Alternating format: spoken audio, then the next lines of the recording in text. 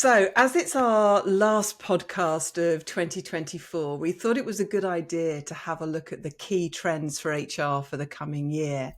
And, of course, there are tons of areas where HR is progressing, and the trends that work for you will depend on the nature of your business, the maturity of your leaders, the maturity of your HR function. But in today's episode, we're going to look at the key trends that might shape your plans. And I am delighted to be joined by my co-founder and partner in shaking up outdated HR practices, Karen Moran. Hi, Karen. Hi, Lucy. I'm Oh, actually very excited about this one. well, because you love change, don't you? This is true. Yeah. It may, This is somebody, listeners, who basically changes her room round just for fun. So anyway, yeah. So you're looking forward to this one, are I you? am and I really feel there's a sort of a step change coming Mm. for HR teams, which I think is exciting, scary, but exciting. And I think that this 2025 is going to be the year that we can ditch the old ways and embrace the new. All right. Well, let's have a look at some of these trends then. We're going to start with the first one, which is that AI goes mainstream. All right. We're going to start with AI. And it's obviously been a hot topic for several years now. But don't you think that 2025 is the year that it kind of finally steps up in HR and becomes just so much more than just a time saver? Yeah. It's about, we're starting to see HR really go beyond the basics and help HR teams and organizations, but HR teams in this context get more creative and more impactful. Don't you think that's the case? Yeah. Yeah, I really do. Because I think we've all obviously already seen the last few years, maybe longer, that it's been taking over like those kind of admin tasks for us in HR. So scheduling interviews or having chatbots that help our people find their policies or advice. But I feel like it's now becoming so much smarter that we can be much more creative with it. And it's almost like finally we've got our own personal assistant that can help us really make a difference, not just in the sort of the admin area. So I was thinking about Unilever. So, for example, they've been using it in recruitment marketing. So what they do is they use the AI to help them work out what kind of messaging works for different groups of people, so they can kind of really attract their ideal candidate. So I think that's a really good example of how we can now become marketing experts, and it's can really help us Yeah. really think about how we can really sell to candidates. And I think this is where I got when I first started interacting with AI, and I know that you were much further ahead than I was, I saw it as like Google. I saw it as something where I would go to for information. I would almost write Google type questions into it. And actually that kind of creativity, those idea generation is something that we can use. And certainly for in the marketing world, they've been using AI for ages, haven't they? I know companies like Coca-Cola, they've used AI to generate marketing copy. They've used it to generate visuals for campaigns. Their AI tools suggest like creative taglines. They optimize visuals for engagement, and they even test ad performance before they go live. And, this kind of AI driven creativity could easily be applied to creating and drafting, engaging internal communications or branding for HR initiatives. Yeah, absolutely. I mean, we've been talking for years about HR needing to become more like marketeers. So Yeah. finally, we've got a tool that can help us do that. So, I mean, IBM, they're using it now to predict employees that might be thinking of leaving. So their AI tool analyzes patterns like engagement surveys, the amount of job moves people have had, the external trends, and then they're able to give managers these kind of early alerts so that they can take action. So it might be, you know, prompt, have a little stay conversation with this person, or think about offering them new opportunities, or, do we need to do something with their salary? So of course for them it's trying to get people before they leave, and really holding on to their people. So I think AI is just so good for things like that. Yeah, and I think, we've talked about we've talked about data in HR for so long. And of course, we've always had metrics that have typically been lag metrics. They've looked backwards, haven't Yeah. they? Whereas these kind of predictive metrics actually enable us to do something about it. And I love the way that you were saying that IBM actually uses them to prompt managers, nudge managers to Yeah. do things at a time when they might be actually able to rectify a situation, or prevent someone becoming a flight risk. Whereas too often we've kind of had to go, well, someone's leaving, let's give them some extra money to try and persuade them to stay, as opposed to having the signs and indicators. So I think, all of the examples that you've given, I think, are really show how AI is helping HR move from just getting things done to actually making a real difference. And, if you're listening to this and you haven't started using AI yet, you should definitely want to start now. How do kind of people even start with AI? Is it just sort of having a play? What would you say is a way of getting them to begin experimenting and just get comfortable and confident with it? Yeah, I mean, I think I would say, we've nearly all now got AI as part of our kind of smartphones. So being able to kind of use it in your own personal life is a great start. And I think it's about just getting more confident and being able to add in the right prompts that give you what you need. Because I think sometimes we can have a bad example where we'll type something in, it will give us something back, and we'll think, well, that's not true, or Yeah, that's not me, or whatever. yeah, And it's about how you keep training it to prompt, to have your tone of voice, to think about these things a bit more deeply. So I think it is just playing with it. So using your own iPhone, whether you're on, whether you use Google, or whether you use Microsoft, or whether you use the Chat GPT, find your little app, download it, and just start playing around in your home life. And yeah. then you can start seeing the impact they can have. And also, if you're on LinkedIn, there are so many brilliant people on LinkedIn that I follow that just give me these tips where I think, oh, I've never thought of doing Yeah. that or trying that. So just listening to the experts, really. Yeah, those cheat sheets are really good, aren't they, with all the prompts on there? Shall we move on to the second trend then that we're predicting? That it's a slightly more vague one here, but it's all about. I think the second trend is around human-centric interactions. Now, the pandemic obviously completely disrupted how we work, and while sort of hybrid and flexibility were the buzzwords for the last few years, we're really going to see things being taken to a new level, and it's kind of gone way beyond just hybrid working now, hasn't it? Yeah. I mean, for some organizations, they haven't even got to hybrid, have they? Or they've No, they've gone gone backwards. backwards. But Yeah, yeah, we'll ignore them because we're talking about trends and yeah. the organizations that have embraced it. So yeah, I think this kind of human-centric interaction takes it much deeper.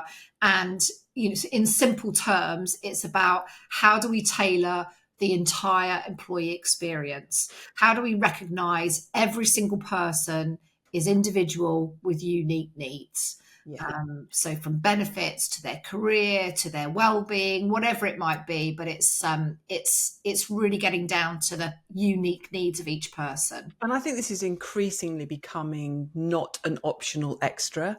I think increasingly we're seeing that employees expect the same kind of personalization that they get from, say, streaming services or online shopping, but they're expecting to get that at work. They want to feel that their career development and the benefits are relevant and designed for them, rather than it just being a kind of one size fits all offering. Yeah. And I think, again, it's sort of where AI can help us, because it doesn't mean as a HR team we've got to put on all of these different choices for people. We can get employees to own it for themselves. So PwC have got what they call their My Plus program. So the employee themselves can design their entire work experience. So it might be booking extra time off. They might need help with a student loan. They can choose how, where, when they work. They can choose their own different career paths that perhaps align with their own personal goals. So PwC is very much putting it into the power of the employee to decide what works for them. And that's such a smart move. Personalization is not just about flexibility, is it? It's about empowering people, giving employees that level of control. It sends such a powerful message, which is, we see you and we value what matters to you. There are so many kind of creative ways that HR can develop and design a hyper personalized experience. If we think about what the New York Times does, it uses AI to create personalized newsletters based on what readers engage with most. And there's no reason why HR can't use similar tools to send employees tailored updates on their benefits, their development opportunities, even their well-being tips. Yeah, I think it's the future. And we've just got to move away from this one size fits all. It just doesn't work, if it ever did. No, I don't think it ever did, but it's easier, isn't it? It's easier to scale if it's one size fits all. It's easier to monitor. And instead it's actually about, providing those choices. So instead of seeing our people as one big homogenous lump, it's about recognizing them as individuals. So I think that human-centric design definitely is going to continue to be a major trend in 2025. So let's move on to the third trend. And there's, tech is involved in this one as well, but it's bigger than just technology. It's really about how organizations are kind of unlocking the potential of their workforce.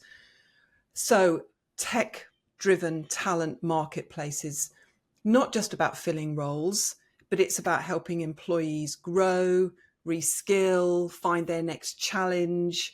You and I talk about this a lot, but have you got any recent standout examples of this? Yeah, I'll call out Novartis. So they've partnered with a provider called Gloat, and they now have this kind of AI-powered talent marketplace. So it's like a personal career concierge.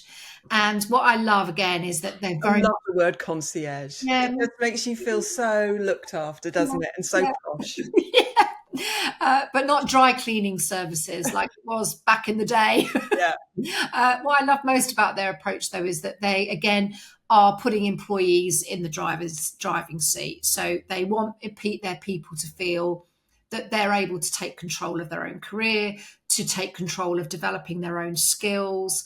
I think this has massive changes for our traditional L&D functions, in the sense that employees can now do it themselves. So they have this kind of function where they have this app where people can go, and I say, for example, employees is passionate about sustainability. They can go in and say, I'm really interested in sustainability, and the system will pop up with, oh, did you know there's a project going on over there with green initiatives? So again, it's HR is kind of providing the environment, but employees are kind of doing it for themselves. And drive their own careers. Because you and I have talked about this a lot. It's like, nobody cares about your career as much as you do. And yet still there's this reliance on your line manager to tap you on the shoulder and tell you about a training program, or to have a sense of what your career path might be. But increasingly that employee-owned, employee-driven career development is where it's at. It's absolutely going to be key in this coming year. So how have Novartis ensured that people are able to own their careers linked to the skills that they need? Yeah, and I think that's exactly it. What they've done is they've gone for skills. And by focusing on skills instead of the traditional rigid job descriptions that we've had, it's easier for people to see what skills they've got, what skills they might need for other roles, so that they can think about how they can get those skills better, and how they can work in different teams or explore new opportunities or get a mentor or whatever it might be. So for them, it's very much around skills rather than traditional job descriptions. And I think also what I find exciting about this is that this approach isn't just for large corporations with big budgets, is it? You know, No. smaller organizations, smaller companies, or companies that just, you know, even if they're large, but just don't have those kind of budgets, they can adopt similar principles using the tools that they've already got. So things like Slack and Microsoft Teams and Trello, they can create these internal gig boards. It always used to be that you had to either be applying for a job, or you might find out that there was a secondment, there was a possibility of a secondment. But actually, you don't always want that. You know, you don't want people tied up with secondments for years at a time. The ability to tap into a project or a short gig, and having the facility to make those available, and for people to be able to choose those for themselves, I think is just an exciting way forward. Yeah. You know, people can use ChatGPT. They can act as personal career coaches, helping employees identify the skills gaps. They can suggest projects to build those skills, even help you draft your own development plan. Yeah. So it's all about, you know, how can we in HR empower and enable employees to take charge of their own growth, Yeah. rather than relying on your line manager to put it all out for you. Yeah, I love those ideas. And I think your point about using tools that the company's already using. So I think it's really hard for us when we're at work and we're already busy to have to go to a new learning management system or somewhere else. Whereas actually we've got these comms platforms. We're all using things like MS Teams, where we can use that as a place where we can kind of advertise and sell. We don't need to buy expensive technology necessarily. You know, it's more about how in HR can we create a culture where people feel that they can see and explore opportunities to learn and grow. Yeah. And I think we're seeing, aren't we, that kind of growth mindset, that sense of we don't want to be, what is it, Microsoft, we don't want to be a know-it-all organization. We want to be a learn-it-all organization. Or I can't remember the company, but they just had that sort of tagline of what will you learn today? Might be Schneider Electric. You know, what will you learn today? It's not something that you go on a training program to do. It becomes part and part of the culture of the organization, is that we expect people to be curious, and we expect them to seek out and own and drive their own development. You and I have talked a lot about, you know, the benefits of pop-up mentoring as well. It doesn't have to be something with lots of policies and procedures to get a mentor. Just actually putting it out there that anyone, anywhere in the company can reach out to anyone else in the company to be their mentor. So that kind of, I think Paramount do that. So we're seeing that putting it in the hands of employees doesn't have to be tech, it can be tech driven, but it doesn't have to be. Okay, let's move on to the final trend. And I think one of my favorites for 2025 is the rise of Agile HR. You know, this is a total rethink of how HR operates.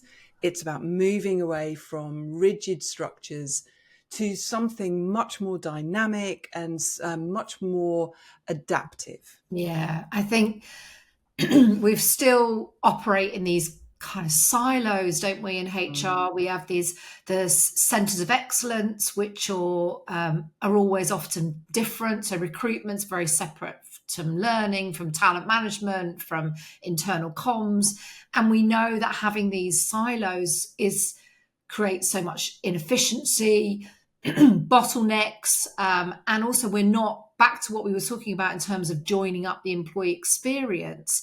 It doesn't help us develop skills, think about internal movement, all of the things that we should be thinking about as one team. Completely. And breaking down those silos and adopting a more skills-based approach just feels like a no-brainer. You know, instead of locking HR talent into these static roles, it's about creating a dynamic HR marketplace where people can easily move between teams and projects based on their skills and interests. Yeah. So have we seen much examples of Agile in HR? Yeah, I think we are. And sometimes it's not, the whole of Agile, because as we know, Agile's got so many dimensions to Yeah. it. But we're seeing, HR teams beginning to experiment, to work in slightly different ways. So company like ING, they've adopted Agile ways of working across their entire organization, including HR. The HR teams operate in these cross-functional squads, and they collaborate on end-to-end employee experiences rather than working in isolated functions. Listeners might have caught up with the previous episode we did with Catherine from NatWest, came out a couple of weeks ago. Similar thing there, that kind of owning the end-to-end process. And so really, it's just like, it's much better for HR skills, and it's also better for the end product. Yeah. It's faster, it's more collaborative, and it's much more aligned to the needs of the business. Yeah. And I think as well, we're seeing this more experimenting rather than just, we had a kind of a tendency, don't we, in HR to kind of wait until our initiatives or our products are perfect before we roll them out. And then there's no going back, is there? If someone criticizes it, it's like, well, that's it.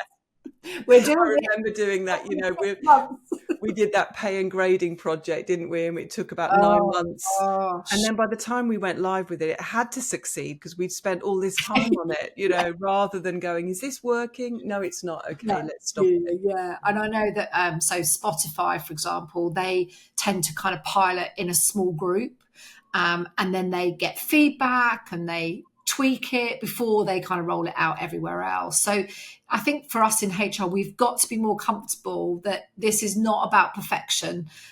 It's about progress, which I know is hard because we often get, we get a hard time, don't we? So I think we've been getting a really hard time recently. I've seen so many articles. And, we're used to being the butt of the joke in a television drama. The HR person in every television drama I've ever seen has never been the bright, intelligent, caring one. They've either been a complete wet blanket or they've been this evil personified. So we're kind of used to it, but it does feel it's gone up a notch recently. Definitely. So maybe we predict that, 2025 is actually the year when that stops and people start saying some great stuff about HR. It would be wonderful, wouldn't it? And of course, to shift the dial, to change the narrative, there we go. There's 2 cliched expressions for you. If we're able to do that, it's going to be a result of working in these new ways, working in very, very different ways. And so, I think it's really exciting to think about how much more impactful we can be if we embraced Agile, if we embraced AI, if we embraced all of the trends that we're talking about. And of course, we're already seeing some HR teams doing it, but even if you're not ready to embrace these new trends, I do think we've seen a step change this year, haven't we? And I think it's worth reflecting on the amazing progress that so many of you have made this year. It could be that, you've overhauled your performance management, you've got rid of your annual processes and your ratings. It could be that you've reviewed your employment policies and you've brought in greater levels of trust and judgment. It could be that you've changed the way you're developing your leaders and managing talent, or it could be that you're adopting this agile design and delivery. Karen and I we love it when we get to hear about the changes that you're making. So if there's something that you've done and you're proud of, do let us know. You can find out how to contact us in the show notes. Yeah, I think sometimes for us it feels like it's very easy for us to sort of spout from above, but actually doing it it's complicated, it's tricky, it's really tough. Yeah. So well done. Yeah, exactly. And here's to a fantastic 2025. Yeah. I think that's a wrap on the HR trends that we think will shape the year. Yeah. Thank you for joining me in the last podcast of 2024. Pleasure.